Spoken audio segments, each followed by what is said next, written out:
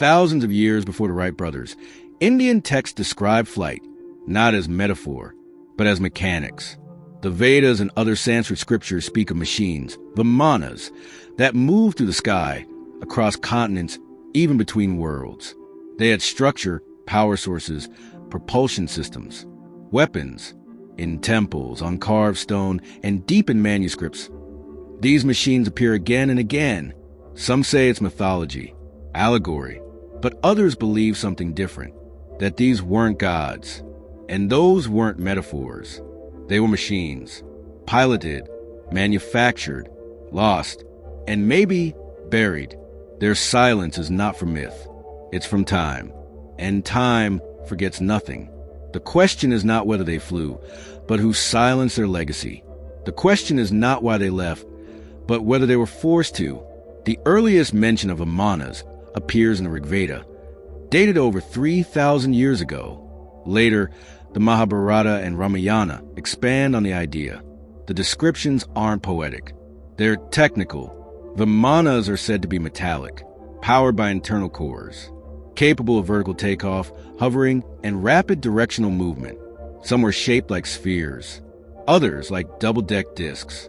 A few resembled modern aircraft, complete with compartments, landing gear, and weapon systems. In the Samarangana Sutradhara, a Sanskrit treatise on architecture and machines, an entire chapter is dedicated to flying machines, with precise instructions. One passage describes mercury and roaring fire used for propulsion. Another warns that those uninitiated in the sacred knowledge should not build them, for the consequences could be catastrophic. These aren't myths. These are blueprints, and they're thousands of years old. The texts also describe aerial battles, cloaking devices, and disruptions in gravitational pull. Hardly the stuff of poetic metaphor. One particularly chilling passage in the Mahabharata refers to a weapon that produced a fireball brighter than 1,000 suns, leveling entire cities. Many interpret this as ancient nuclear warfare. If these descriptions are metaphors, they're terrifyingly specific. And if they aren't metaphors at all, they represent a technology that shouldn't have existed. In 2010, a group of Indian scientists attempted to recreate some of the aerodynamic shapes described in ancient texts. Some designs were stable. Others exhibited properties that matched modern flight dynamics, despite originating in a time before iron smelting. The Vimanas Shastra, a controversial 20th century text claimed to be based on ancient sources, describes detailed schematics of Vimanas, including anti-gravity propulsion, pilot gear, and stealth capabilities. While mainstream academia dismissed it, aerospace engineers noted something odd. The structures described could theoretically work if exotic materials or energy sources were involved. In 2017, researchers found micromagnetic anomalies in certain Indian temple stones, as if those areas had once been exposed to intense energy fields. Coincidence? Or evidence of forgotten technology? In isolated regions, villagers described lights in the sky following specific festivals tied to the Vedic calendar, aligning with dates of cosmic significance. And then there's a question of why no culture before or after left such vivid mechanical depictions, unless they were witnessing something real. The real mystery is not how advanced the knowledge was, but why it stopped, why the science disappeared, and why it was never rebuilt. Who erased this history? Who decided we shouldn't know how to fly anymore? And what would happen if we rediscovered what was lost? Across India, temples and monuments show depictions of aerial chariots, not floating clouds, structured vessels. In Ellora and Ajanta, cave carvings show humans boarding strange crafts.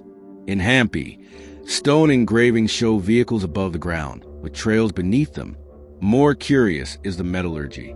In Delhi, the iron pillar has stood for 1,600 years without rusting, its composition still not fully replicated. In small villages across South India, locals speak of flying wheels seen in the sky during certain rituals, linked to ancestral stories of gods who descended in fire. And in 2014, an excavation near a ruined temple in Odisha revealed fragments of vitrified stone fused with copper, a combination that only occurs under extreme heat. What kind of energy was present in a site abandoned for centuries? And if these machines once flew, where are they now? Could some have been dismantled, hidden, or perhaps buried beneath the very temples built to honor them? Other discoveries in India show large stone platforms with strange magnetic alignments, as if designed to host or launch something massive. And if we found even one, what would it mean for everything we think we know? During colonial rule, many Sanskrit texts were taken to Europe, studied, copied, and then locked away. In the early 1900s, British officials classified certain manuscripts found in Tamil Nadu as strategic artifacts. In 1938, a team of German archaeologists linked to the Ananurb explored India in search of ancient technology. They returned with dozens of scrolls, none of which were ever published. Why such interest in mythology? Why treat stories of flying machines as if they were classified intelligence? Even today, attempts to study Vedic engineering are often defunded, dismissed, or mocked, despite clear interest from private aerospace firms. If these texts are just myth, why are they so feared? And if they're not, what do they contain? It's not just knowledge they suppress, it's history. Because to admit that such machines existed is to admit that our past is not linear, that we are not the peak, but the survivors, the last remnant of a time when sky and earth were connected not by myth, but by machines. It's easier to erase evidence than to rewrite the textbooks. And sometimes the most advanced secrets are hiding in plain sight, carved in stone. We assume history moves forward, that technology only advances. But what if that's not always true? What if something once rose, then vanished? The Vimana account suggests a civilization not only with flight, but with strategy, war, and silence. One that understood vibration, frequency, and motion in ways we're just beginning to rediscover. And if so, then the myth is not the machines. The myth is that we're the first to build them. Perhaps they didn't fall. Perhaps they left. Or were erased. What we see as legend might be a memory of a time when man shared the sky, of the silence carved into stone, waiting for someone to listen. And maybe the gods didn't descend from the heavens. Maybe they took off from here. And maybe one of them will come back when we're ready.